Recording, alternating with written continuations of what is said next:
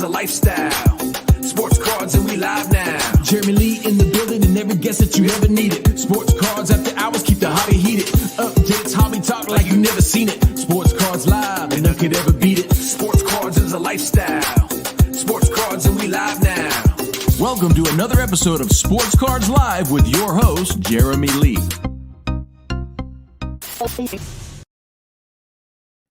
All right, what is up, everybody? Welcome back. Welcome back after a week off to another episode of the Fanatics Collect Weekly Hockey Auction Ending Watch Party. My name is Jeremy Lee. It is August the 4th, 2024, and we are going to have some fun tonight. Some fun analyses, opinions, and none other than my co-host, Mr. Josh Madigan. I saw you bopping in the background there, Josh, to the song. Oh, I always dance to the song. Yeah, God, got to get down. You know, I was listening to the 30-second countdown, which is a built-in thing here on StreamYard. Yeah. It's actually it's not a bad little jingle. I'm sitting there playing the piano and the piano chords go, you know. Lots of fun in the back. What goes on in the, you know, behind the scenes here is I'll be honest, guys, it's not all that fun, but we have some fun. What's going on, Josh? How have you been? How's your post-national recovery coming? I'm good. I got COVID at the National, so that was awesome. Congratulations. I spent the first part of this week in bed feeling sorry for myself, but it wasn't too bad. So I survived and ready to go now. It's as horrible as it is to be sick. I always appreciate like the first couple days you feel good again, just how nice it is to feel good. Like, oh yeah, I remember what it's like to not have a fever. Yeah. You know, I'm glad to hear you're feeling better. And I'm glad to know that I didn't spend a ton of time with you in Cleveland because I might have caught it. You know, I talked to lots of people that got it there. And luckily even my brother was there and he got it. And I only ran into him a few times on the show floor at the beginning. You know, big hug, good to see you, you know, as we always do. And then I didn't really see him much more, which I think might have been a blessing in disguise. But I'm glad to hear you're feeling better. You know, before we jump in and get to comments and get to the cards on the Fanatics Collect Hockey Auction tonight, you know, just you want to share some of your, and I know, listen, hopefully you guys are all listening or watching the Gong Show, the Hockey Cards Gong Show on YouTube, wherever you get your podcast. But if you're not, Josh, give us kind of your high level summary of the National. It was a total spectacle. Not fantastic for hockey, but nobody expected it to be. My biggest takeaway was how pervasive breaking is in the hobby. I have no clue whatnot spent on their presence there, but it had to have been in the millions. Had to have been. Their video wall that showed 100, 200 live breaks at the same time. It was a serious investment, and they had stages. There's breaking everywhere, and and even a little bit of hockey. I think on Friday of the National, David Adams, Troy LeCastro broke hockey all day. Yeah, Friday at the David Adams booth. So that was kind of cool. But that was the big thing to me, Jeremy, is that breaking it feels like half of this hobby at this point. I know. Yeah, that video wall was spectacular. Kind of reminded me of walking into a Vegas casino and looking at the sports book. Yes, that's the Breakers book now up there, and that was a spectacle for sure. The Nationals behind, you know, I had a great time. I love the National. It's, you know, I've been to 15 plus. I think that was my fourth one in Cleveland. I know that was my fourth one in Cleveland. I love the facility. Had a wonderful time. But now I'm looking forward to Fanatics Fest. Basically 2 weeks from now in New York. I'll be there Friday, Saturday, and Sunday. Really excited about that because, you know, it's not a typical card show. I don't know exactly what it's going to be. So I'm excited to see and be at the inaugural Fanatics Fest. And hopefully I will be at subsequent Fanatics Fest as well. Josh, are you planning to go to Fanatics Fest? No, would like to. We just have a lot of travel plans. We have a kid going off to college in a couple weeks and was not in the cards this year. But I am really intrigued as well. And the one thing you know about Fanatics is anything they do pretty big. So I can't imagine you'll be disappointed. But I am. It is interesting how close it is to the national, and if there will be some sort of competition that results in a weird way out of this. Have that thought crossed your mind? I think it's crossed a lot of people's minds. In my talking to some people at Fanatics Fest, they're not looking to compete with the national. That's when it worked out. This time there is the East Coast National, which is the exact same weekend in New York. So that is unfortunate, but I've never been to that.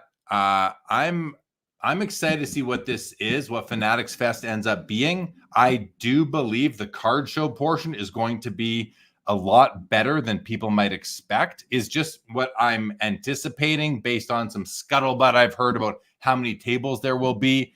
It's impressive. I think it's going to be an impressive card show. And I know some vendors specifically who are going to be there. And it's going to, we got a lot of Canadians going down. We got a lot of Americans going down, that are staying in America and going to the show. So I'm looking forward to what it'll be. And I don't have any real expectations on myself when I'm there. I'm not setting up. I'm not taking any cards with me because I'm having border issues when I cross into the States because of having collectibles with me. So I'm not going to bring cards. Going to bring a little bit of money, and I'm going to do one thing on the stage, with Fanatics Fest, with the event at some point during the weekend. Other than that, I'm going to be just taking it in. And I'm also going to be trying to get some content. I want to do some walk around content, and really just because I think a lot of people are curious. So I want to be able to share my perspective of Fanatics Fest with, my followers, my subscribers, my friends, that sort of thing. So yeah, and it's New York. My wife's going to come with me. She's excited. Should be good. But we'll see. We'll report back and let everybody know. Jacob Dahl is here as always. Dylan Rantude, what's going on, Dylan, buddy? Julio, what's going on? Good to see you. The professor is here. Todd McDonald is here. Laura is here. Warrior Kid, glad to have the show back. Yeah, we are glad to be back. Professor wants to know, did either of us get a feel for the extent of repacking in the hobby? I can say unequivocally, I did not at all, because in my walk around the national, Josh, I didn't see, I was never at a booth where I had a feeling like someone else at the booth was a repacker or was shopping on behalf of a repacker. There was tons of inventory where I saw there were some showcases that didn't have a lot in them, but there's a lot of inventory at the show. So I can't speak to that really, Professor, at all. So did you, Josh, any response to that? I mean, I know like Hit Parade was there with Dave and Adams, but they're at every show. But like, I'll just go back to again, it was breaking. That was like the big thing. I didn't hear of, like, we have our Minnesota card show that's growing here. And we had heard a lot from people that had set up at the last one that repackers were coming in and buying out tables, essentially. I didn't get the sense like you that was happening last week in Cleveland. Yeah. Jeff McMahon, hello to you. Producer Louie in the house. Good to see you, Louie. I know you and Josh see each other all the time. Warrior Kid said it definitely reminded me of a sports book. Yeah, same here. That's the Whatnot video board. Philly Joe, good point. We need to realize that Fanatics Fest isn't just a card show. And that's what I'm excited to see. I saw Michael Rubin recently on, I don't know where it was, maybe Instagram or Twitter or something like that, where he was saying, if you are coming to Fanatics Fest and you want to dress up as your favorite athlete or something, and you have a costume on, he went on to say every day they are going to pick one person in costume and give and provide them a meet and greet with one of their favorite star athletes. So you can be there, and next thing you know, you might be getting to hang out with Tom Brady for a meet and greet if you're in costume, which is, that to me is very similar to what happens at Comic Cons where most people are dressed up. So I think that's taken a page out of the Comic Con book, and we'll be interested to see what happens. And the other thing where maybe that inspiration came from was at the National last weekend. There were these two guys walking. I saw them several times. They were dressed up as the Bash Bros, Jose Canseco and Mark McGuire. You saw those guys. Yeah. And people were taking pictures with them. I saw them at the show upstairs. I saw them at the Trader Night downstairs. And I wonder if that's where Michael Rubin and team got that idea from, because, and if they did, great for taking it, because it makes a lot of sense to me to try and, make it more than just a card show, like Philly Joe says. All that said, though, and to Philly Joe as well, I'm hearing that it's going to be a really good card show. And I'm not saying this to get people to come. I'm saying this because I'm excited to see it, but I will report back. I'm not going to count the tables because I don't want to spend my time counting tables, but I'm definitely going to give you guys an idea. I'll try and get up high and get a view of the card show space and the rest of the facility as well. Warrior Kid says a few vendors at the National had a ton of hockey cards available, new, vintage, and everything in between. Definitely true. Definitely true. I shopped at two tables in particular that were all hockey. One was with Stefan Perreault and Grant Patterson at the Clubhouse booth next to the Clubhouse guys. And the other one was a guy named Paul. I forget where he's out of, maybe Florida. And he's been at all the he was at I remember meeting him first at the Atlantic City National. And he had a ton of hockey as well. CC, good evening to you. We will provide some Fanatics Fest content. Phil is there. Ben Stiller's going to be there, captain of the Cobras and actor extraordinaire. What's up, Phil? And Doghouse Hockey in the house. Good evening to you. Josh, any final thoughts before we share screen and look at the cards available? And by the way, anyone watching on Instagram, feel free to come over to YouTube, where the viewing experience is just that much better. Josh, any final thoughts before we look at the cards tonight? I don't, but maybe it would be good to get to Rome's question in the comments. Yeah, I just saw that coming right now. So Rome Rant, Dylan's dad says, have you ever set up at the National, Jeremy? And Dylan says, hello, Rome Rant. Guys, I'm outing you, your father's son, but I love you both. I have Rome Rant. I set up at the National probably for 6 years, but and I don't remember these years exactly, but I think the last time I set up was like 2016, maybe 2010 through 2016. I was setting up at the National, and I would have like pretty much all hockey, and always very successful having hockey there for me, for sure. Did you not have more fun though at shows when you're not set up? That's tough to say, Josh. I mean, I love both. I think if I could have had all of my inventory at the Cleveland National last weekend, I think I would have had a great time, because whenever I was at a hockey table, it was packed because all the hockey people were looking for hockey and they didn't have many options. So they were all congregating. And so I would have really enjoyed it. Would you go nuts if you, like, let's say something weird happened at the Fall Expo and you didn't have a table? Would that be just foreign to you, or would you still? How would that? I mean, there was, that would suck. There were a couple of years ago, I didn't plan to go to the Spring Expo, so I just sort of gave my booth to some friends or whatever, and that was because I had just had a kid. So I was like, you know what, I'm not going to plan for it. But then, my wife's very capable. And then I was like, all right, honey, I think I'm going to fly out. I'll be back Sunday. So I flew, and I was walking the floor, hung out at the booth. I didn't have inventory with me, hung out at what was my booth with my buddies that were there a little bit, but I wasn't there selling, and I got to walk the floor, and I loved it because I could just buy, which is a lot of fun too. Yeah. Of course. Yeah.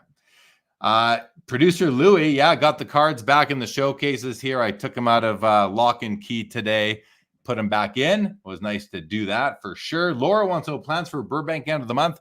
Not for me. I've got trips. I got travel the weekend before and the weekend after. So Burbank is not going to work out for me.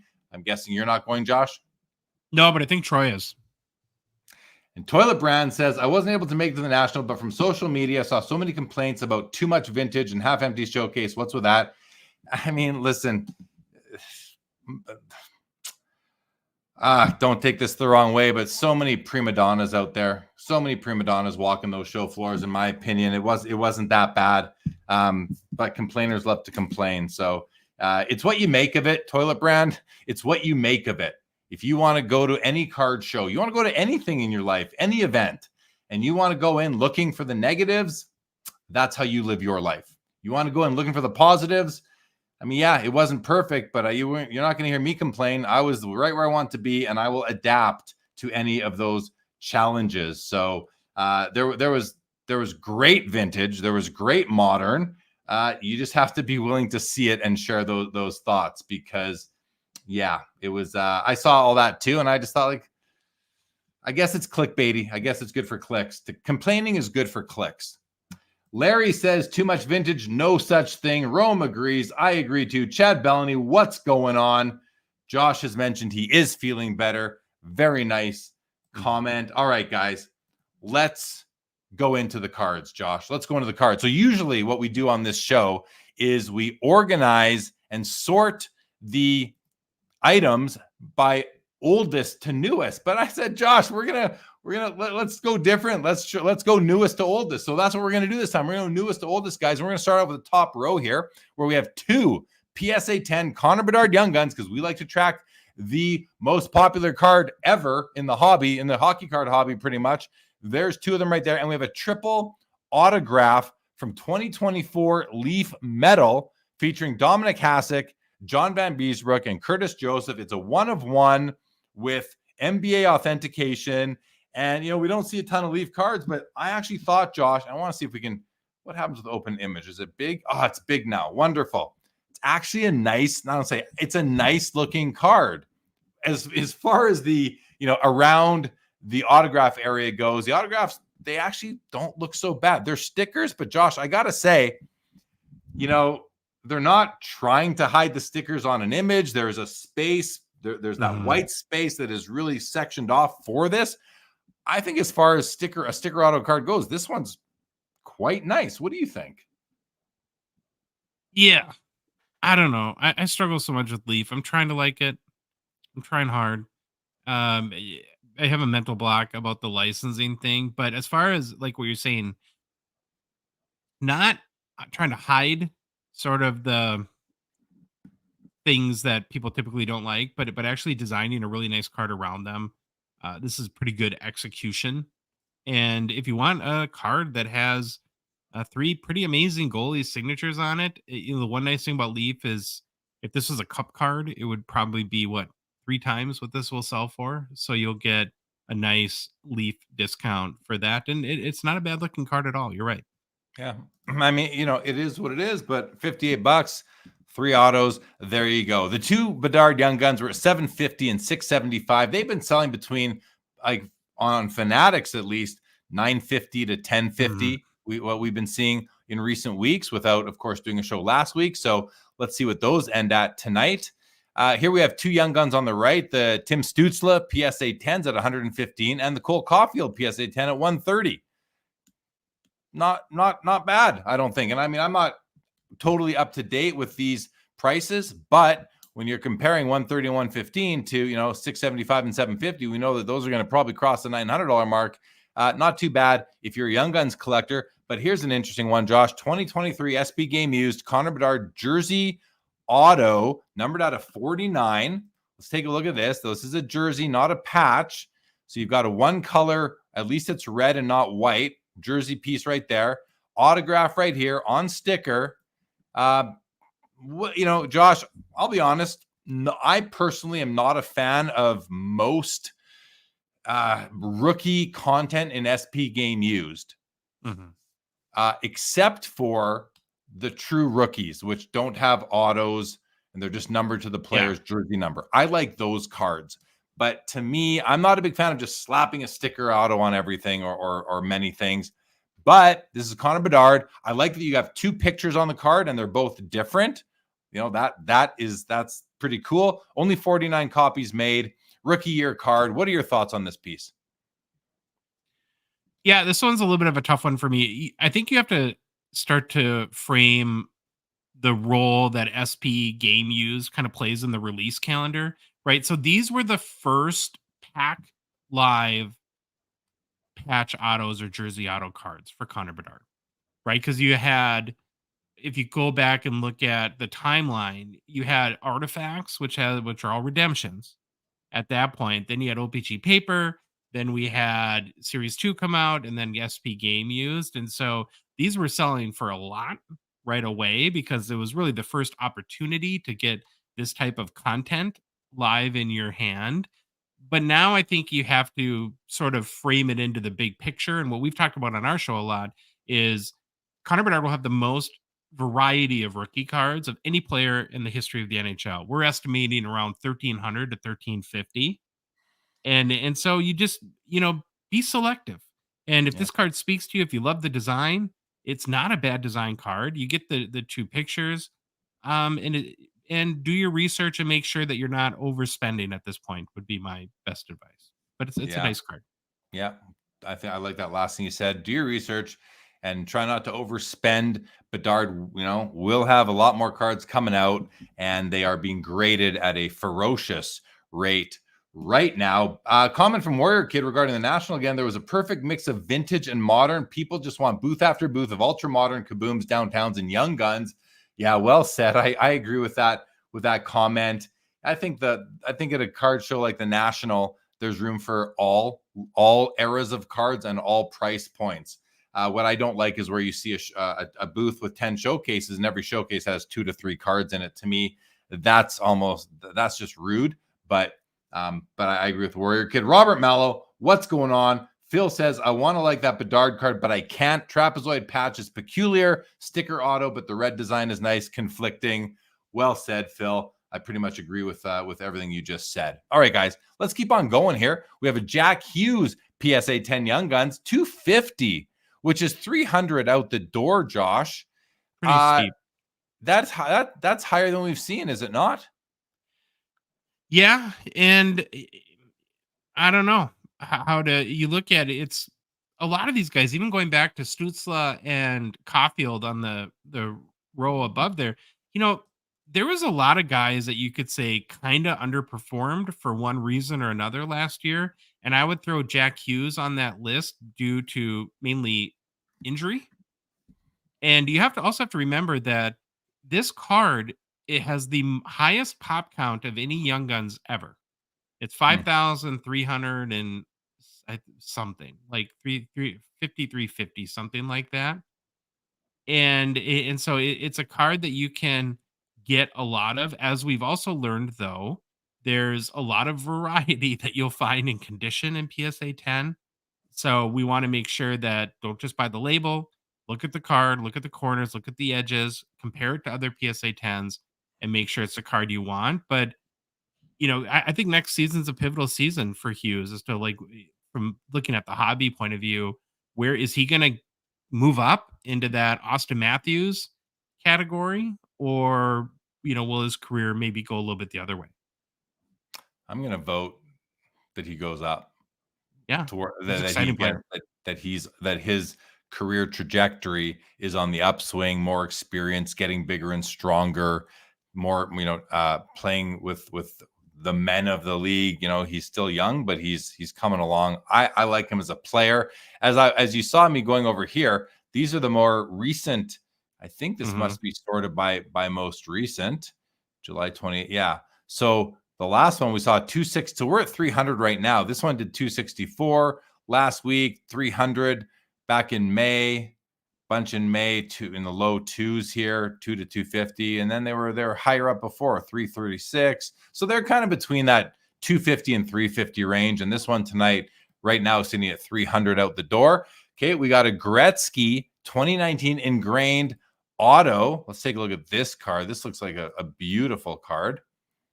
Yeah, look at that. Now the autograph, I'm just noticing it's a little faded right in here on the long strokes of his name. And that just might be the material that the cardstock is, but still a very pretty looking card. I like the looks of it. Full body shot, Oilers uniform, PSA 9, sitting at 300, pop 2, none higher. But this is a cool card if you don't mind sort of off-size cards. We have right here the 2019 buybacks auto. Now this is a throwback to 15-16 O-Pee-Chee. This was a 15-16 O-Pee-Chee V Series B, and these are throwbacks to some early cards, probably from the 1930s, I'm guessing. I'm not 100% certain, but nice looking card. 3 of 5. I like all the blue. It works for me. You've got the blue auto on the blue background, the blue in the uniform, but it worked. And note, guys, that what you're seeing here is two cards. You've got the buyback card here, which is, this is the top of it up here, and this is the bottom down here. The rest of what you're seeing is the certificate card that is also in the one touch. So keep that in mind. The card is not as big. It's not a full-size card. It's at $280, Josh. If you had to pick, Josh, either the ingrained or the 1516 O-Pee-Chee buyback auto, which one of these two cards would you rather have? And they're both they're basically the same price right now. Which one would you rather have in your collection? Oh, the buyback O-Pee-Chee, but that's the weird stuff I like. I mean, that speaks directly to my collecting sensibility. I really love the card. I love his auto on the card. The ingrained one is a nice too, but I'm much more, attracted to the O-Pee-Chee for sure. Yeah, fair enough. I hear it. Me, I'm probably going for the little card too. So, Toilet Brand wants to know, is anyone mapping out these Gretzky autos by team? How many licensed autos does he have from Oilers, Kings, Rangers, and Blues? You got to think someone out there is doing that, Toilet, but I'm not sure myself. Josh, are you familiar with anyone doing that? Yeah, well, Troy on my show spent a lot of time mapping out just Gretzky autos, and he gave up around 10,000. Okay. Different unique auto cards. And so that 10, I know that's not the unique autographed cards, not total, of course. Yeah. Wow. So Gretzky has 10,000. If he's signed at least 10 of each one of them at least 10 times on average, he's signed his autograph 100,000 times just for. Oh, I'm sure a million times probably in his life. Probably a lot more than that. Yeah. Guys, I'm going to put the Sports Cards Live affiliate link in the chat right now. If you are planning to bid on any of the cards tonight in the auction, please click on that link, copy and paste it, or click on it, and it'll open up a fresh window, and doesn't cost you anything extra. SCL, Sports Cards Live, will earn a small commission. I will be grateful, very grateful for that.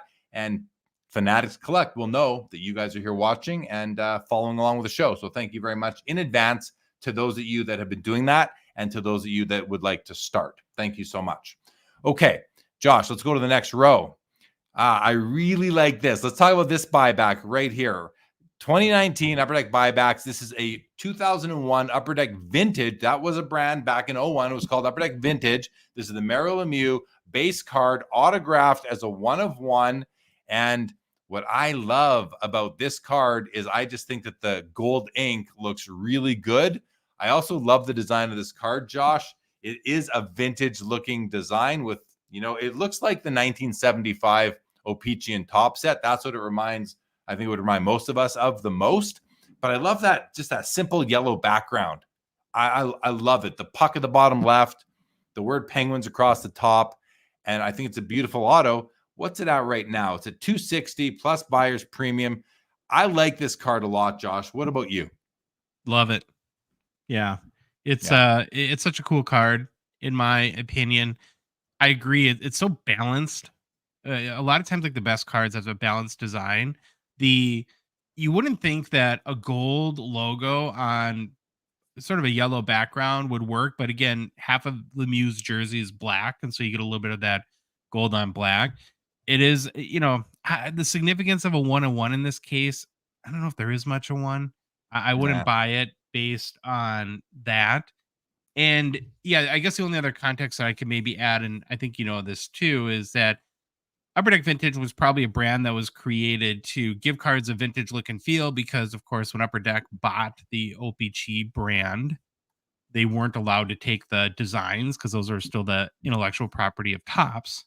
And so it really limited them in a sense to have tributes that they could use on designs. And so a set like Upper Deck Vintage made a new design that has that very retro vintage look and feel.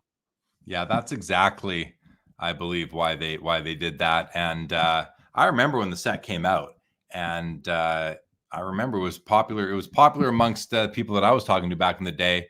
And but I never ended up like doing a binder project, putting the base set together, or anything like that. But still very, very nice set. Okay, well, we're at $290 now on this particular Lemieux buyback. One more comment on it. You mentioned that the gold looks okay on the black. I also like it it even looks better against the yellow, because it pops out against the yellow. I think it's but I also agreed with what you said. I would not be buying this card and feeling like, oh, it's a 1 of 1. This is not an important 1 of 1. It's a beautiful, important Mario Lemieux autograph on a great looking card. And I mean, listen, if you like things that no one else can have, this might be the only time that he'll ever sign that card in gold ink with a 1 of 1 stamp on it. So if that's important, then maybe there is a bit of importance to it. Okay, let's keep going. We have a 2018 Cup honorable numbers. Elias Pettersson, $280, numbered out of 40. Rookie year card. I'm a big fan of like dual patch auto. Like, I love honorable numbers. I love dual patch autos. I picked up like 5 in Cleveland. This is not the same thing, obviously. This is an honorable numbers, but it's a cool looking card. And it's Elias Pettersson. I want to see what he does this year. I think it's somewhat of he's had a great career so far, but I think it's somewhat of a, like, what is this guy going to be in the NHL? Is he going to be a superstar, or is he going to be, someone who's earning his paycheck, coming out and kind of just playing, better than average? Is he a true superstar or not? I want to find out what he's going to end up being. But both patches are 2 colors, number 24 of 40 in the NBA. Certified top loader here. Rookie year, Pettersson. And before Josh jumps in, let's also touch on these 2 Pastrnak Cup RPAs. First, we have the gold out of 10 in a BGS 9. It's at $1,575, and we have to look at the patch. If you are a Pastrnak fan, you have the chance tonight to pick up the pair of his RPAs, the gold parallel right here out of 10, and the true rookie out of 249 here, the silver. But both of these patches are awesome. Like, you can pair, like, they're both from the same patch. You can pair these up. You see the patch right there on the shoulder. You can pair up. You can put this pair together in one night. Both graded by BGS. They're both 9s. For some reason, the gold doesn't have the autograph graded on the front, but the silver does as a 10. But I mean, both autographs look just fine to me. So we're at $1,025 on the rookie out of 249 and $1,575 on the gold parallel out of 10. So it's basically a 50% premium for the card that is, 25 times rarer than this one. To me, there's huge value in this. You don't get the true RC designation as you do here, but there's so many more of these. So Josh, any thoughts on the Pettersson or the pair of Pasternaks? And Phil does say here, what a pair of cards. I agree. Back over to you, Josh. Yeah, on the Pettersson, I think you look at, well, I'll say I agree with you that this year I think will be telling for his status in the hobby. Last year was like a tale of 2 seasons for him. He started the first half of the season looking like a genuine superstar, and then kind of petered out towards the latter part of last season and wasn't real helpful to the team. I think the other thing you have to think about with Vancouver now is the emergence of Quinn Hughes as a legitimate superstar. And we've done a lot of study on Quinn Hughes, and you go and you look back to his time with like the US like national program, and he's gotten better almost every single year he's played hockey.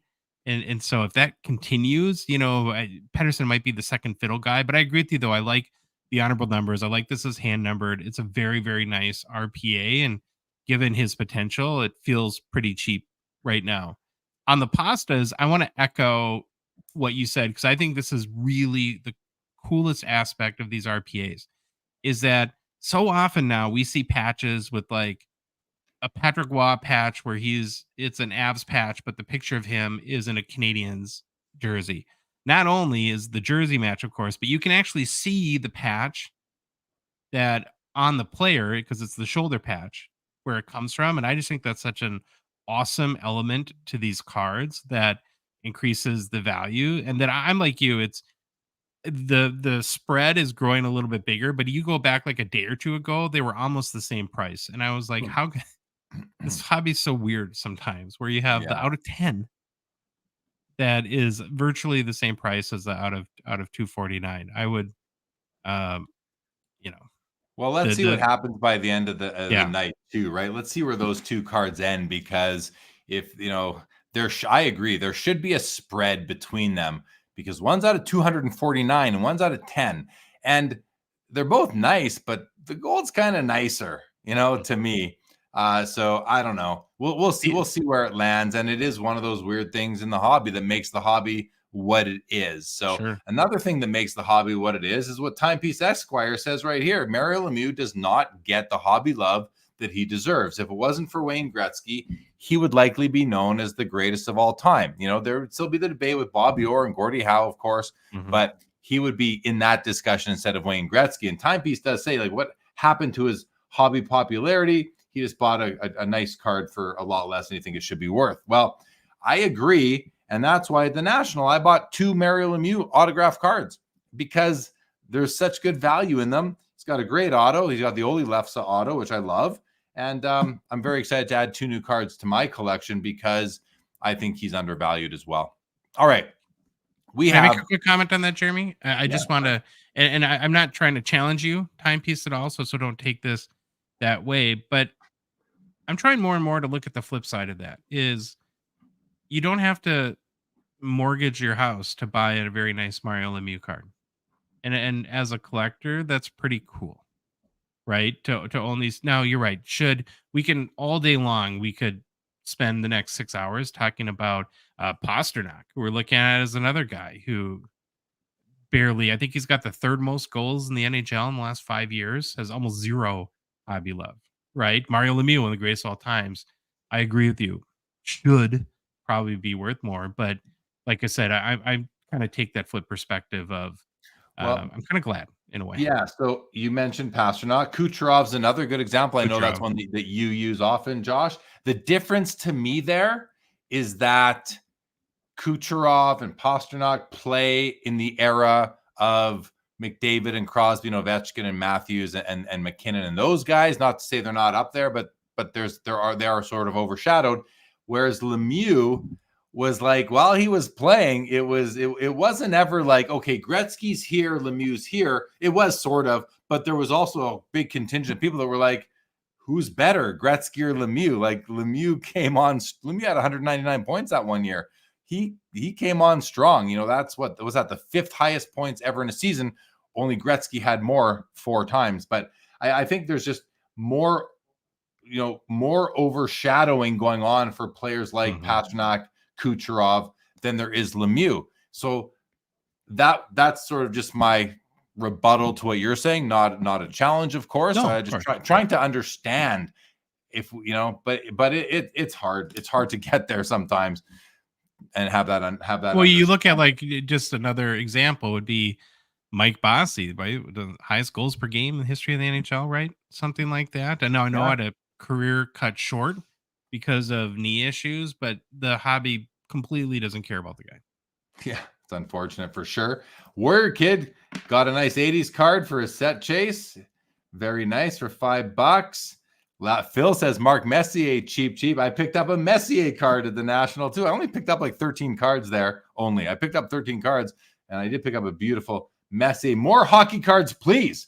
Is late, but he is here. Welcome to the show. Goes on to say Lemieux is better than Gretzky. Don't at me. No, not going to at you. Okay, let's go. 2 rookie year Upper Deck Ultimate Collection Sidney Crosby cards. One is the rookie. This one over here at 3,300. I love the card, guys, and I'll tell you why in a moment. And then you have the just Ultimate Collection signatures, not a true RC, but a true rookie year card right here. We're at $850. Graded BGS 9 auto coming in at a 10. I do want to look at the autographs on both of these cards, so we're going to open those up. Let's close these windows now. So here's the non-rookie card. Autograph looks beautiful. Here's the rookie. Autograph looks beautiful as well. So what I was going to say here, why do I love the Upper Deck Ultimate Collection rookie card? Here is why. It's numbered out of 299, whereas the SP Authentic Future Watch Auto, which I also love, is numbered out of 900, I believe, in 0506. Is it 900 or 999? I think it's 900. It's still 999. I think is it 999? Okay. Marc-Andre 2003 was out of 900. earlier. So it's at a $9.99, the SP Authentic Future Watch Auto. Now, similar to similar to the discussion we had where the hobby has nuance, it has nuance here too, because this card here usually sells for less than the Future Watch Auto does. And there's 3 times more or 3 1/3 times more of those than there is this card. So I always thought there was great value in this card compared to the SP Authentic Future Watch Auto.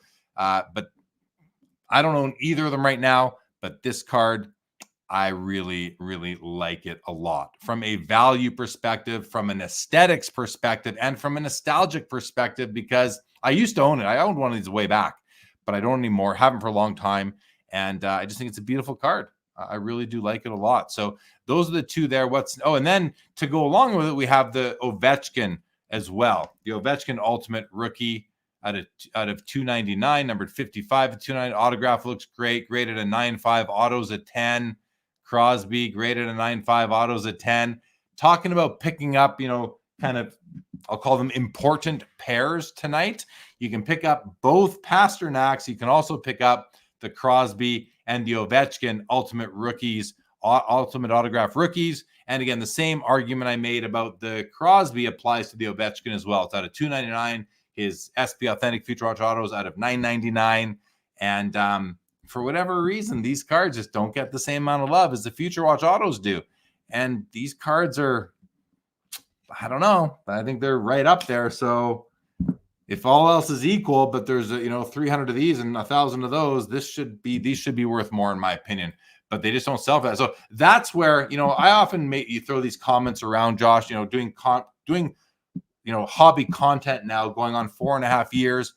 I always like to think that a savvy collector has an edge on the less savvy collector, maybe less experienced, or people who just haven't figured out some of the hobby nuances and options out there. And this is one of those things where I think the savvy collector is going to pick up these 2 cards versus the SP Authentic Future Watch Auto. Just my thoughts on that. So we'll see what happens. Josh, your thoughts on these ultimate cards, and then we'll go to some comments. I agree with you on the Ovi and Crosby rookie autos. And there's even a couple things I like a little bit better than the Future Watch autos. And I do like their Future Watch autos too. So those are fantastic choices. But as you know, and I've stated many times before, I'm not the biggest portrait guy. And both the Crosby and Ovechkin Future Watch autos are kind of like rookie photo shoot in their jeans and sweatshirt wearing their hockey jersey, where these are hockey cards where they're in their uniform and appear to be on the ice at least. And so for my sensibility, that I prefer that. And just like with the SPA, I think these are beautifully designed, well-balanced cards that are designed to really feature their autographs. So what you just said, I love I love that, because basically for you, aesthetic and design is intersecting with savvy. Like you can accomplish both. You can be savvy and you can satisfy your desire for a card that speaks to you, because you're not a big portrait guy. You like the hockey image card. So these would be cards that would be right up your alley if they were sort of part of on your want list at this point in time. So again, we're talking about the Crosby and the Ovechkin Upper Deck Ultimate. I think that these are personally great cards for somebody who's looking for autograph rookies of these 2 players. And maybe, you can't afford the Cup RPAs because they're in the tens of thousands. The Future Watch autos are just more expensive. And then after that, there's really nothing else that is as awesome. Everything else, there's some stickers, or there's just less important cards. So, okay. Due to some comments here, we were talking about Mario Lemieux. More hockey cards, says Marcel Dion. No one cares. Yeah, except for him. He's a hockey card vendor. Very nice man. But you're right. No hobby love. Dylan Rantucci says, how many Bedard PSA 10s did you get at the National? Yeah, a whole lot of 0 for me, but I know you're just poking fun, Dylan. Timepiece says, regarding Lemieux, it's not just that his cards are undervalued, it's the decline in his value that is puzzling. His cards used to be worth 2 to 3 times what they are now. I got to push back a bit on that timepiece. Not push back, but let me share my perspective. I feel that Lemieux cards are worth, they used to be worth 2 to 3 times more, at the spike during the pandemic. That's when they were worth more. They have come back down, but so many have. Even Gretzky's have come down since then. But that's why I said I had to push back, because then if I'm looking at what Lemieux cards were worth pre-pandemic, they weren't worth 2 to 3 times then what they are now. Maybe a few cases on some cards that are just not as desirable anymore. Maybe like scripted swatches from the Cup or something like that. I don't know. But and I'm actually thinking about like the dual scripted swatch he had in, I think, 07-08 with Mark Messier, the run of 5. Yeah, a card like that might have come down in value a bit, but overall, I don't think his cards have come down 2 to 3 times what they were worth pre-pandemic, but they sure have compared to what they were worth right during the peak of the pandemic, and as have other players too. I just wanted to share that thought there. Toilet Brand says 0506 Ultimate is one of his favorite designs in all of modern. Yep. And Warrior Kid calls out Marcel Dion, Mike Bossy, Guy Lafleur, and a few other greats are all guys you're chasing after. More hockey. Oh, talking to more hockey. Very nice. Very nice. Who says Upper Deck ruining Future Watch branding with all their throwbacks? I mean, Upper Deck. Yeah, you got to know. You got to know when you're buying cards nowadays. There are so many tributes and throwbacks that you have to decide if you still want to buy the originals because of all that just watering down to the design. I know Josh is not a fan of that. I am not either. I wish they just leave some of those designs alone, because it does reduce the enjoyment I'm getting from some of the original cards. Same page, Josh? Yeah, and I don't want to be like Upper Deck apologist here, but I will defend them a little bit as the more and more I learn and I get, savvier, like is the word you're using about the hobby. A little bit's on, I think, collector expectations too, and what Upper Deck wants to make per box, especially on SB Authentic. They want to charge, and it's going to be big, as we know this year at Bedard, and we expect 2 autos a box. So how do you do that and make everyone happy? Do you have more rookies that nobody's ever heard of, and you have more Future Watch autos that way? Do you have a million Sign of the Times? Or it's a really tough balance that I don't envy them in that spot, but I totally agree. I don't love seeing all the tributes and retros over and over again either. I just have no idea how they fix that problem, again, because we expect 2 autos per box. Right. Yeah, I hear you on that. They are caught in a tough position a lot of the time. But I would like to see. I just like to see. I want to see them figure it out. I don't know. You know what? I don't know what I'd like to see. I was going to say I'd like to see more original designs, but maybe I wouldn't. We often give those sorts of new designs a hard time too. People, the hobby loves to criticize design, and sometimes it's worthy, and sometimes like chemical composition is an example, and sometimes people just like to hear I think I have an answer, but I'm not sure you would agree with it, or if even people in the chat would be behind me. And I have a perfect example. The latest Allure that came out, right? So in the 2023-24 Allure that sold very well, basically, when you look at kind of what the box expectations are, you either get in a box an auto or a doubloon or a 16-bit, right? That's like your key hit per box. I look at that and I say, do I really want a sticker auto of some rookie I've never heard of? Give me the doubloon. Give me the 16-bit. I don't want. I think we're too obsessed with autos and boxes to a certain degree. And what I would love to see in SP Authentic is go down to 1 auto, and for them to develop some amazing inserts and other card designs that don't have to be autographed, but you get that value out of the box. I agree 100% with that. I would much rather have those cards you just mentioned versus a sticker auto on a card where the sticker just kind of ruins the card for me. On your episode of the Gong Show that I watched yesterday, I guess, and one of you, it was either your last episode or the one before. I just watched, and I think I watched your last 2 episodes backwards. In any event, you guys made the point.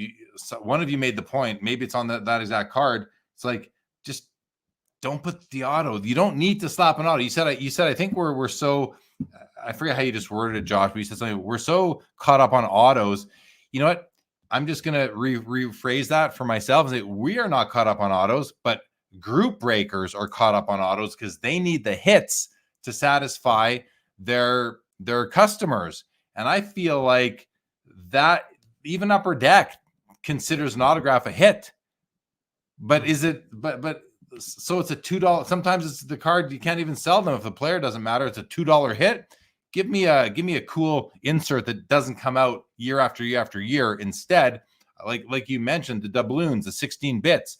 These are cool cards that we're going to see them more and more moving forward now. But anyway, I think that's a better hit for me too. Okay. Yeah. Timepiece Esquire. I just looked at the email from you. I saw the card. It is beautiful. I love that year. It's a dual enshrinements, everybody. His Lemieux or card. And that is a beautiful card for sure. More Hockey Cards prefers a cool patch over an auto. Me too. I'm all about the patches myself. More Hockey Cards. Also says, I think there's too many autos and an auto is becoming less special. Bingo. Same here. I was thinking about this. I was just thinking about this. I think I was on a bike ride with my daughter today. And I was thinking to myself, because that's what I think about when I throughout the day. Or I'm thinking like, I much prefer collecting patch cards than I do collecting autos. And I know that I'm in the minority there, but that's okay. Mm-hmm. That's what I enjoy. But more Hockey Cards seems to be on the same page as me. So nice to know I'm not completely alone. And Toilet says, I'm not sure I like the trend of Chaser SP cards trying to be too much like Panini. I think downtowns are lame. Nice patches are bad. Yeah, but not every product is a patch product. Toilet, that's what you have to consider. A lot of times there are products made for different segments of the hobby, different desires, different wants. So we're not going to see what we always want in every product. All right. Couple Gretzky cards here. We have a Upper Deck Authentics now from 1999, autographed PSA 10. This is also PSA DNA certified. It's a 10-10. You're getting a 10 on the card and a 10 on the auto right there. Let's have a good look at the auto. Yeah, auto looks very nice to me. Upper Deck Authentics. Pretty cool card right there. He's got the Stanley Cup over his head. Edmonton Oilers. He's got the Captain C on. It's a pop 2. It's at $2,600. I think a lot of that is the 10-10. I think. But I'm also not too familiar with this particular Gretzky auto to know that maybe, in other... Well, here, let's see if we can do this. Let's just do that. I'm going to copy those words. And I'm going to go to, which I haven't done this a lot in the past, but let's just go to more sold items. And I'm going to put that search in here. And let's see if we can see any other copies of that. So those aren't the card. That's not the card. So it's the only time that it's been on Fanatics Collect, this particular card, or so it seems. So I can't see any comps quickly there.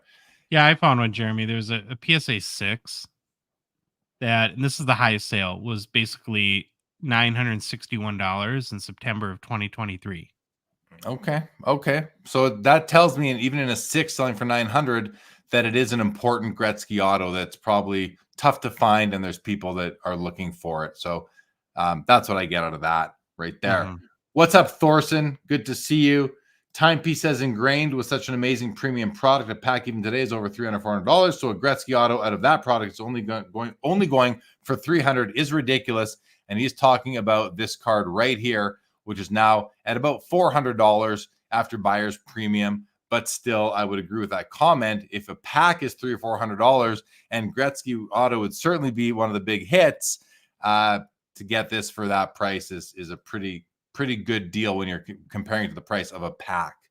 Okay, next up we have the Ultra Power Gretzky and the Lemieux. So another pairing up for grabs tonight. You can get both PSA 10s, and let's have a look at these sort of side by side, although they will be in different windows here. But there's the Gretzky and there's the Lemieux. I used to own this exact Gretzky card, maybe not this exact copy, but this card in a PSA 10. And I can tell you that what looks like black, there's a lot of green sparkles. And this is a card that actually has glitter on it, where if you touch the surface of the card, you're going to get glitter on your fingers. Really cool cards. They're not the prettiest, but they're cool because the green and this orange molten, like this kind of, I don't know, orangey yellow, kind of looks like fire with the green. It's not the best color combination, but there's something charming about these cards nonetheless, in my opinion. So you can get the Gretzky for $450 and the Lemieux is at $420. The Lemieux's a pop 3, Gretzky's a pop 8. You know, that's a pair, a nice pair you could grab tonight if you'd so like to. And gosh, I'm kind of, you know, I try not to regret moving cards, but you know, if I still had this one, maybe I'd make a play at the Lemieux tonight, but I don't, so I won't.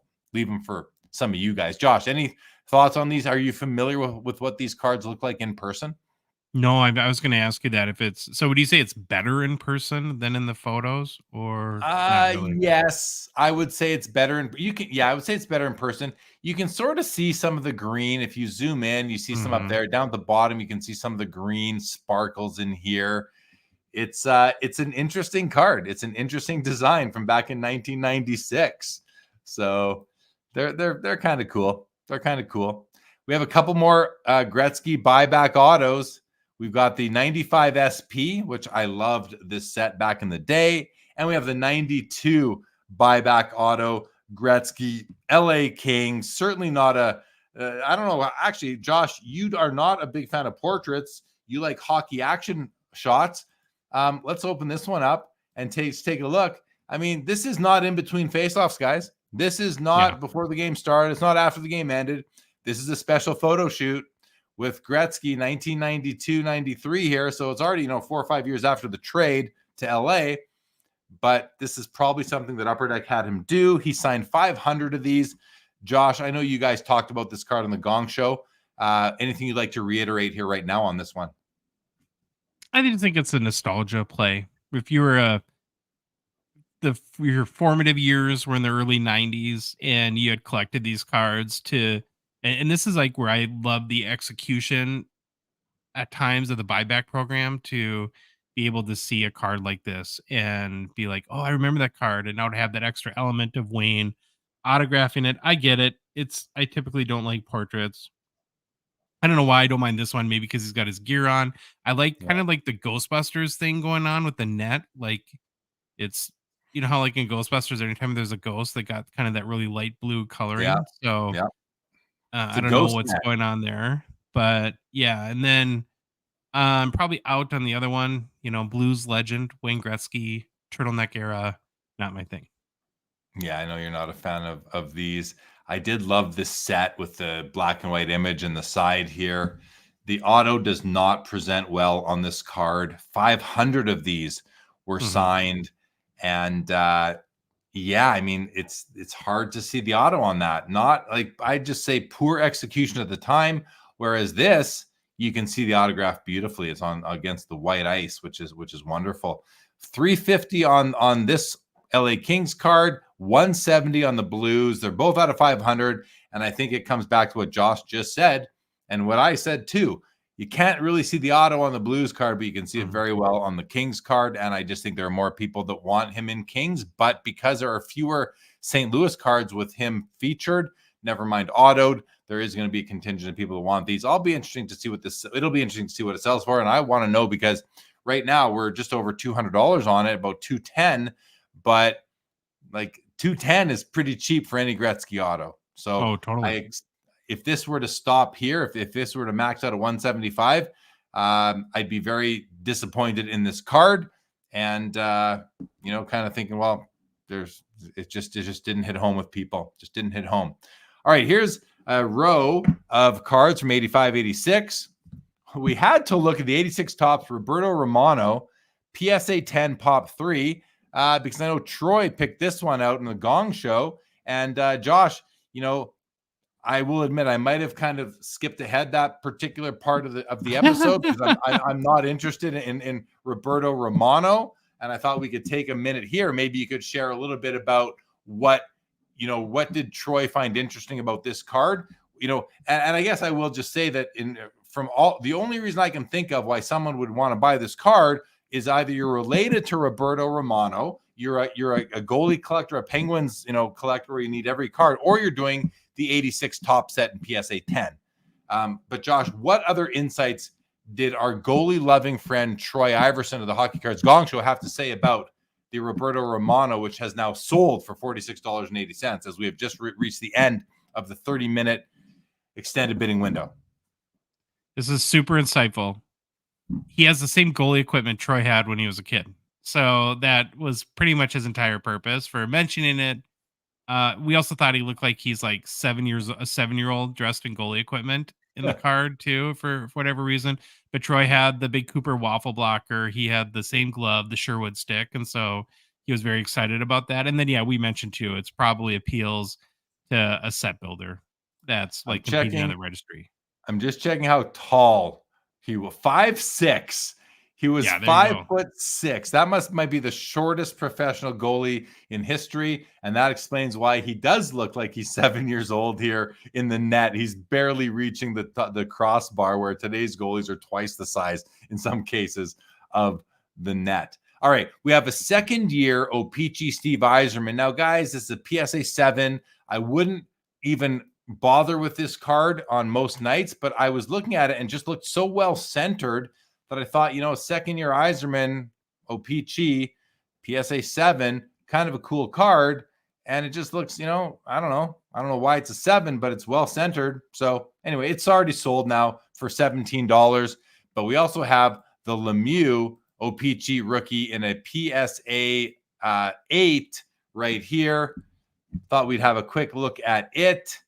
And, it's a bit off center to the left, maybe some slight clockwise tilt. The letter L is faded. That's actually a fisheye on there that just is very, kind of unfortunately placed right on the L. That's a big issue for me personally. To me, that's a complete deal breaker right there. Like, I don't know about you, Josh, but there's so many 8s out there. I don't know that I can get past that. That is an eyesore. I would not want to own this card, Josh. Again, just being honest about the card here. I didn't even notice it before right now. I just noticed that right now. Didn't see it earlier when I was going through things. Registration looks good.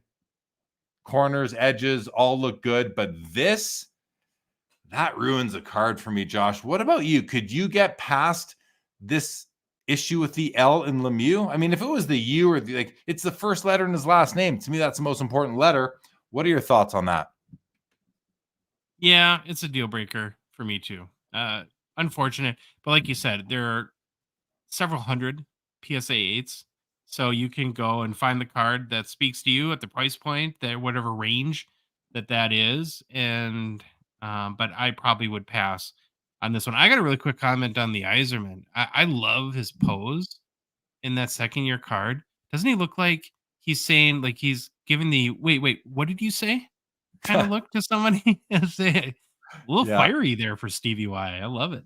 Yeah, for sure. Jeff McMahon agrees, says, I've always liked the Yzerman second-year card, and put me in that same group, guys. Also a big fan of this card right here. But I remember the days when second-year cards mattered to the hobby, back in the late 80s and through the first half of the 90s. Second-year cards were a big deal. Louis agrees. Terrible spot for the blemish, for the fisheye on the Mario Lemieux. And the professor picked up the 93 Upper Deck Silver Skates gold die-cut Yager for $6. Congratulations, Professor. All right. Couple of three Gretzkys here. We got the rookie Topps PSA 5, which sold for $960. We got the third-year Super Action card, a fan favorite here, sold for $93. And then still active right here, 15. Oh, we're already almost through the second window here, guys. The first 5-minute window in extended bidding, 8 seconds. This will stay right here. We need a bid on this card. It's going to sell for about $27.60, I believe. Let's see what happens right here. Is it going to flip to sold? I think it's going to flip to sold. No, maybe it's no. I guess it's didn't. Maybe a bid came in. Okay, all right, that's still going. Let's run. Oh, I think, okay, only 3 more cards that we were watching. So we have the 78 O-Pee-Chee Guy Lafleur. I don't think this is his only card in the set. This is the All-Star. He probably has it's more like a subset card. He's also going to have his regular base card. And, the Gong Show guys, they took a look at this card in their show. And I know that, it's the design that I remember Troy mentioned. He really liked the design of this card. And it reminds me like a jukebox. You guys were trying to come up with what this design is called. I think it reminds you like a marquee sort of thing. And it reminds me of the old jukebox days. That's what this reminds me of. I like that. Disco. Yeah, we came up with roller rink. Which is kind of like the same, like with the disco vibe. And the reason why we picked it out is I don't think I've ever seen another hockey card with this sort of looking. It's like a unicorn design. Yeah. It's a cool card. PSA 9's got the nice rough cut, the O-Pee-Chee rough cut, if you like that. And but these 78 O-Pee-Chees, that was I'm gonna say, like, as far as rough cut goes, that was kind of the high point of rough cuts. There were so many rough cut cards coming out of packs in that year, and this was the first year that I remembered. Like, that's my earliest memory of cards is the 78 O-Pee-Chees. My cousin's basement, it was the floor of his bedroom, having these cards strewn all over the place. Okay, we have a second year Bobby Orr, 1967 Topps, one of my favorite cards in the hobby. This particular copy, I don't think I could say is one of my favorite versions of it. Let's just open it up, because it is really off-centered to the right, and it's just discolored as well. Mm-hmm. It's got some real discoloration right here, over here on the right-hand side too. Corners and edges are fine, but between centering and the surface discoloration, it's graded an excellent 5 by Beckett Vintage Grading. To me, that's a bit generous because of what's going on here, but I'm not saying it's technically an incorrect grade. But here's should be a cheap way to get into a second year Bobby Orr. Still $630. Oh, sold for $630. Never mind, it sold for $630. So you can't even buy it now anymore if you wanted to. But if you did, congratulations. But this is the card that I really like. I love this 1961 Glenn Hall. Did I get it open? Where'd it go? Here it is. Josh, the card's already sold, but what a great looking card. I think, like, it's got that weird kind of blue background with the monochrome images, but I just think it's cool the way he's kind of taking over the card in front of that blue background. Do you like the looks of this particular? And I'm not saying the whole set. I'm not saying all 61 Topps cards, because 61 Topps cards is a kind of a hodgepodge of designs in that year. But what do you think, Josh, of this the Glenn Hall card? Oh, I think it's a great card. It's a great photo of him. It looks very nice, and ever since I learned that he holds the NHL record for playing in 502 consecutive games, which will never ever be broken. There's no way, right? I mean, that's just if you think about that, right? We have goalies that play like 40 games now tops a year, and he played 502 consecutive games. It's really incredible. And if you're a goalie fan or goalie collector, I think he's someone to, maybe look into and do a little research and see if you'd want to collect him. Yeah, fair comments for sure. Appreciate those. Okay, guys, let's scroll back to the top. Let's hit refresh. We'll see the cards that have sold should go down to the bottom. We'll see what is left. So these are all still going. The triple auto from Leaf is at 70. The Caulfield's 150. The Gretzky and Grains at 350. The Gretzky mini buyback 390. The Lemieux vintage buyback 370. The gold Pasternak 1875. Oh, looks like the regular one might have sold. 490 on the Gretzky Ultra Power. 480 on the Mario Ultra Power. 190 now on the Blues Auto. And that's it. Everything else is sold. So we're now down on a PSA 10 Young Gun Bedard. We have 908.10, Josh. That's lower than we'd seen recently. We'd seen 950, 930, 980, 1030, 1050. Now we're down to 810 and 900. Both PSA 10s right there. The Bedard SP Game Used Jersey Auto sells for $12.90. I don't think that's a crazy high price. I think that's, I don't think that's too much. right now, but we'll see where this card ends up selling for down the road. You know what's kind of crazy about that row, real quick, is again, you look at the $900 sale for the Young Guns. There's just 4,800 of those, Yeah, and his out of 100 40 times, sells 100 for times $400 more. Yeah, exactly. Stutzel Young Gun does 150. Jack Hughes ends at 300. Kind of thought it would. The Pedersen the rookie honorable numbers sells for 336. That seems cheap for a rookie year Pedersen RPA from the Cup. The Pastrnak regular RPA does 1230 from the Cup. 1,020 for the Crosby rookie ultimate autograph, and 3,960 for the ultimate rookie out of 299. Ovechkin does 4,800, so 800 more than Crosby. $3,120 on the Upper Deck Authentics Gretzky auto, 420 on the 92 buyback. Roberto Romano gets $47. Yzerman second year 17. Lemieux PSA 8 rookie 720. That's one with the blemish on the L, and you guys can see the rest of these. So let's go back to the top now, Josh. What are we down to in time? Oh, okay. So now we have more that have sold. Okay. So, and I want to get to Professor's question here, but first the Leaf triple auto sells for 84. The Caulfield 180. So these have all sold. Has everything sold? No, not everything is sold. 468 on the mini Gretzky auto. And then we have some. Okay, let's hit refresh, push all the solds back down, and see what we're left with. Okay, we're left with the Lemieux buyback, the Pastrnak Gold RPA, the Gretzky Ultra Power, the Lemieux Ultra Power, and the Gretzky Blues Auto. Everything else, we were watching 30 cards tonight, guys. 25 have sold now. We're down to 5 left. And let's just scroll through and make sure we didn't miss anything here that at least we're curious about, if nothing else. Looks like we'd seen all these already. So that's good. Okay, 5 more to go. And we have 2.5 minutes left in this 5-minute extended bidding window. Robert Mallow says, no wins for me tonight, but thanks for the show. You're welcome, Robert. Thank you for joining us very, very much. Austin, hello. Welcome to the show.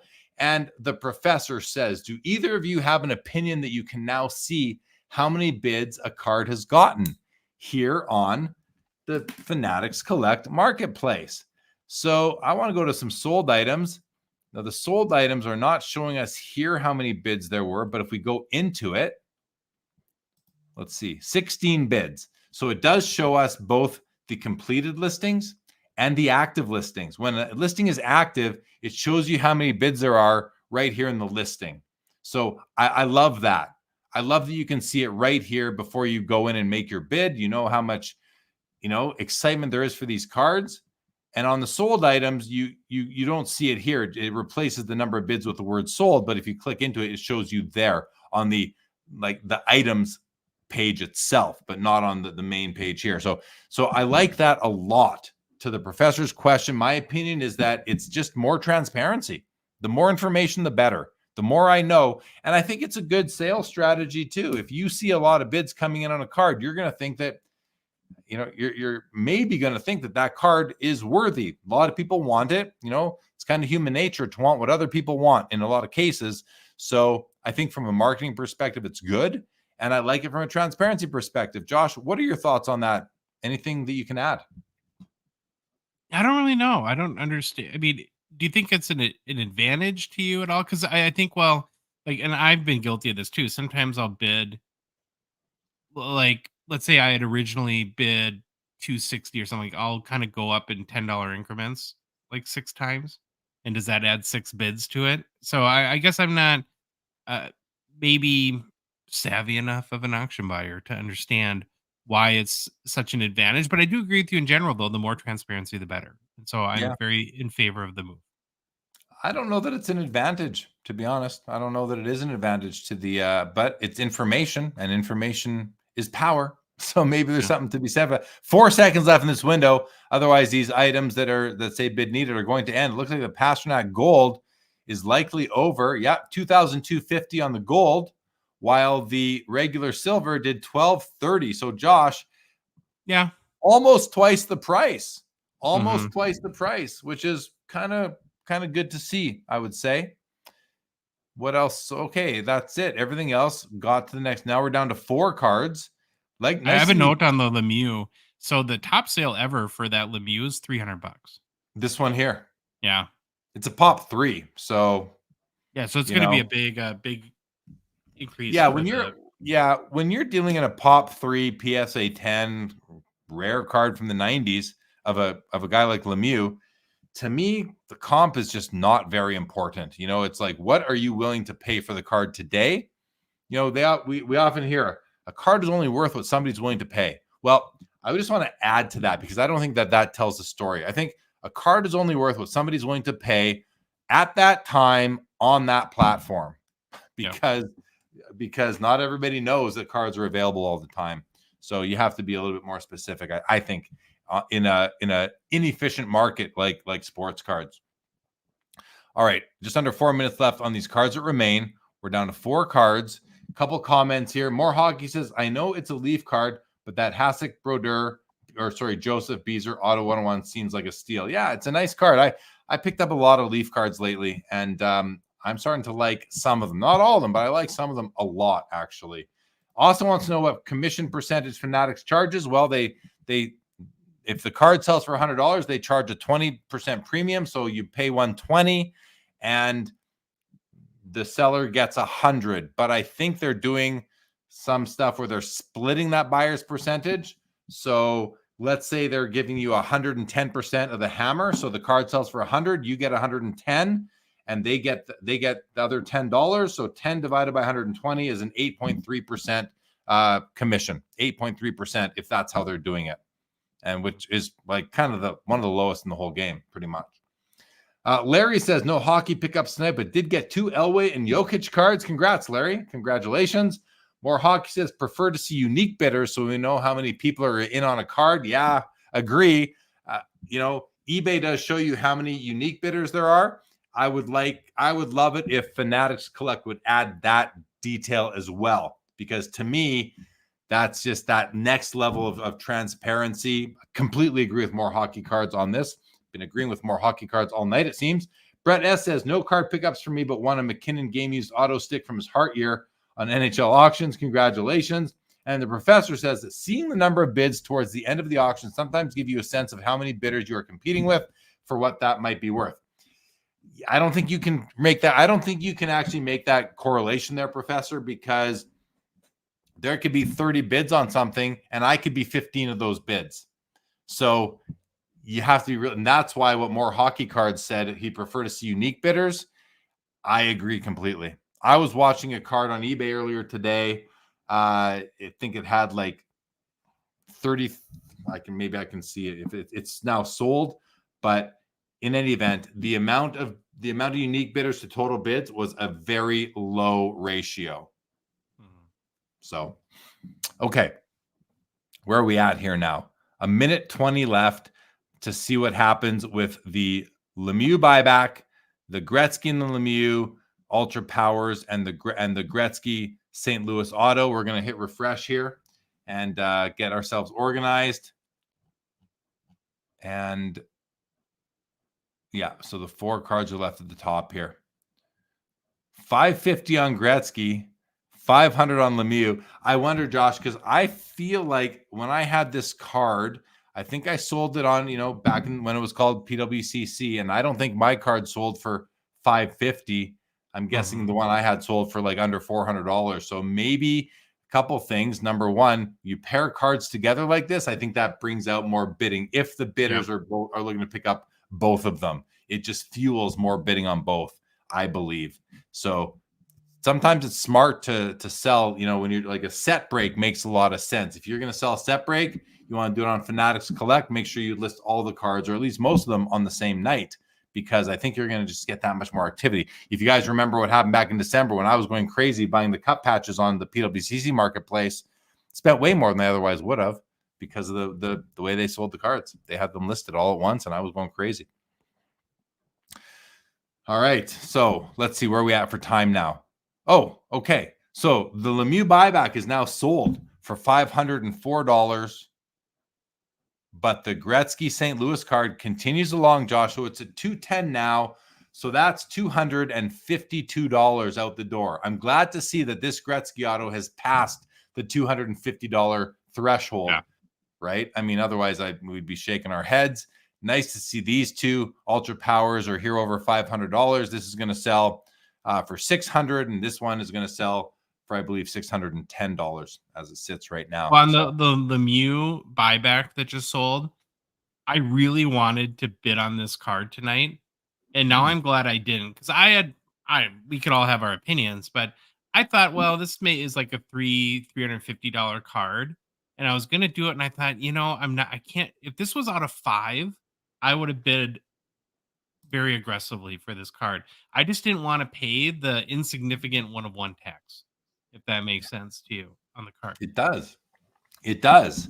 It does make sense to me. I like to see that this card did break $500 though. Oh yeah. I think the 1 of 1 helped. The fact that this is probably the only copy of that card that he'll ever sign. I don't know what he's going to do walking around town and somebody comes up to him with a card and says, "Can you sign it?" I doubt he'd put 1 of 1 on it, and he certainly wouldn't put 1 of 1 on it. It would be unlikely that he would sign it in gold. You just never know. You don't carry 2001 UD vintage cards in your wallet in case you run into Mario Lemieux? What are you talking about? Busted. You busted me. I'm gonna have the 2 of 2. I'm gonna have the next 1 of 1. I'm gonna have him sign it in black. Yeah. All right, guys. So we have 3 cards left to go. We are going to hard stop here at the top of the hour here in about 8 minutes. So let's see what happens with these. But in the meantime, while we're waiting for the clock to tick down, we have under 3 minutes. I'm going to ask. Well, I'm going to, first of all, go to you, Josh, and say, is there anything else on your mind right now going on with hockey cards, with the Fanatics Collect Marketplace? Any further thoughts on National, the state of card shows, Fanatics Fest coming up, hobby love given to certain players? I mean, I don't know why this just popped into my mind, but, Jonathan Toews and Patrick Kane, those guys are hobby darlings for so long. And Kane still seems to be, but Toews has just kind of, worn away. Like, it's kind of like what we were talking about earlier with Lemieux. Lemieux still gets hobby love, but Jonathan Toews has kind of been forgotten by many in the hobby, and his cards have come down in value significantly. But that's because he's, he hasn't done much lately, and he's still an active player. I don't know. It's just pretty random to jump into my mind, but I'll leave that at that. Josh, ask you anything to say to that, or anything else on your mind? Yeah, I think the Toews thing is just off the radar a little bit. And he kind of is going to fit into that. There's going to be this big group of players that were really good and then are just kind of forgettable over the long haul. And, there has to be, and who knows the answer? It's like, why are Pavel Bure cards so hot in the last year and nobody cares about Jonathan Toews?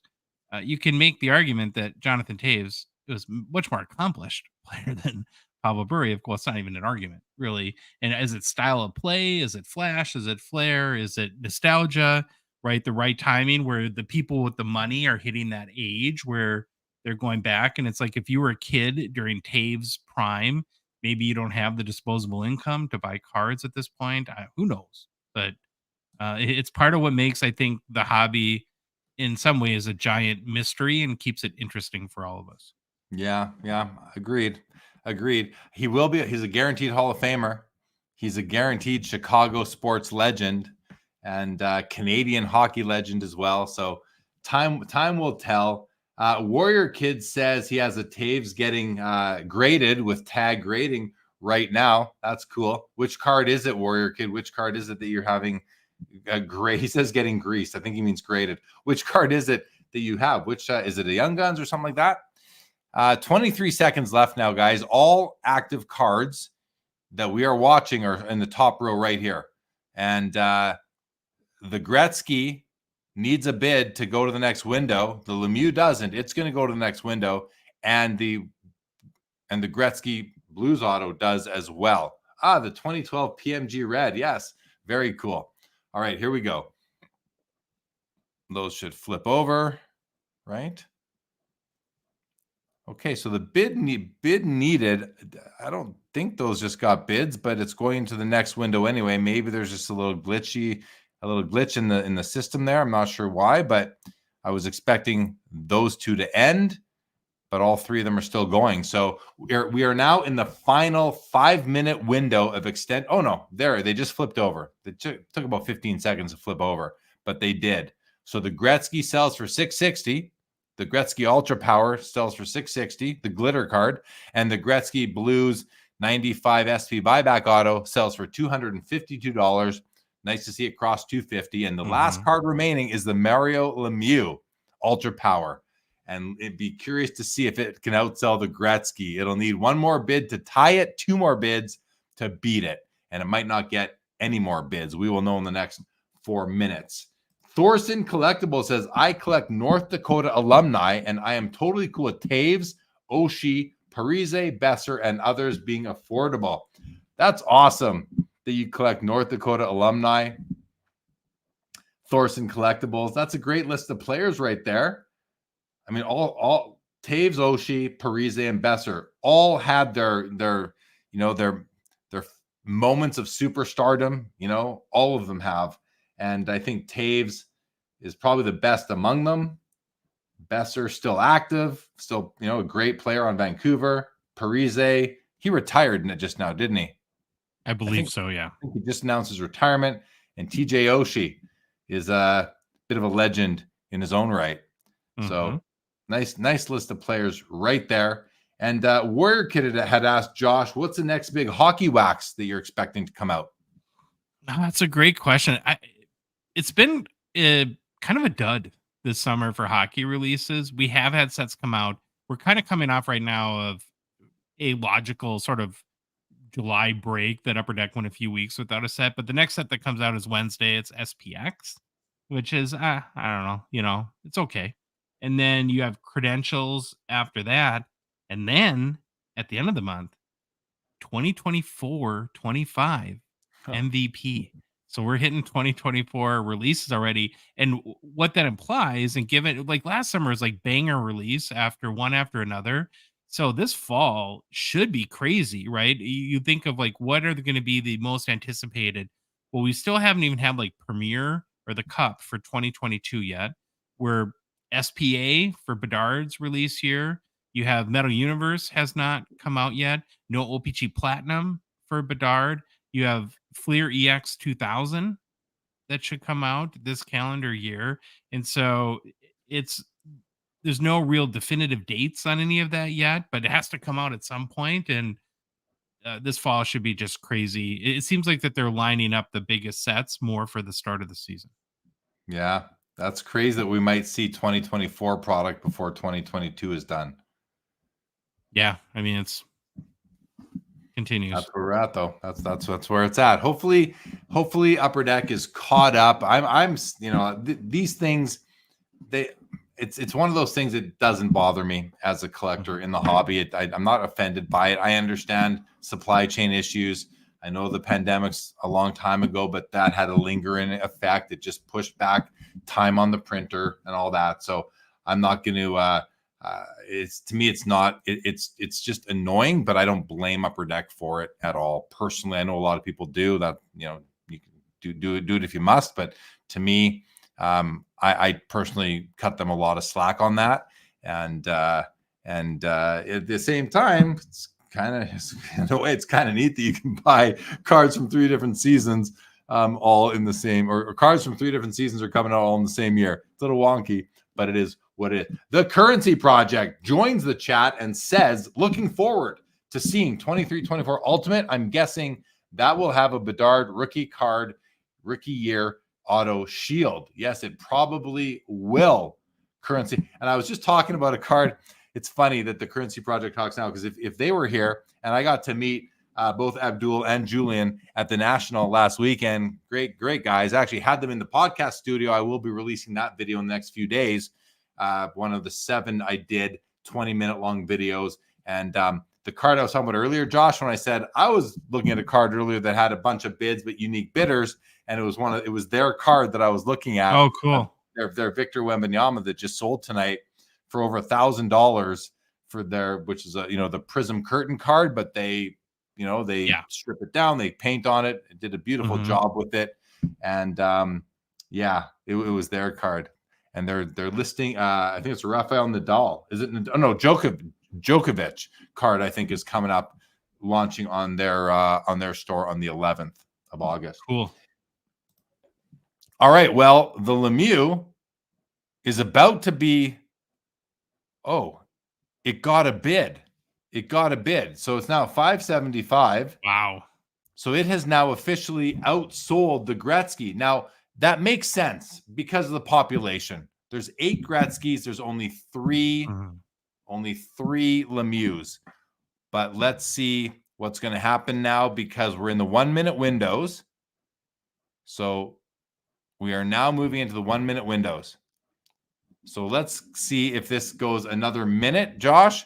We're going to wrap up our episode here. We're at 9:01 where I am, 10:01 p.m. where you are, 11:01 p.m. on the East Coast. It is 8:01 p.m. on the Pacific Coast. For anyone who's in, if you guys ever want to know what time it is somewhere in the world, just hit me up. I'll let you know. I'll let you know what time it is anywhere. Especially, you are the Oracle. Especially if it's the Pacific, Mountain, Central, or Eastern, and maybe even. What's the other one called? Atlantic? Is it the Atlantic time zone in the Maritime provinces? Maybe it is. 22 seconds left in this 1-minute window right now on the Mario Lemieux Ultra Power. Still needs a bid in the next 15 seconds. We might have a bit of a bidding war on our hands. I have a feeling that might be it, but I don't know.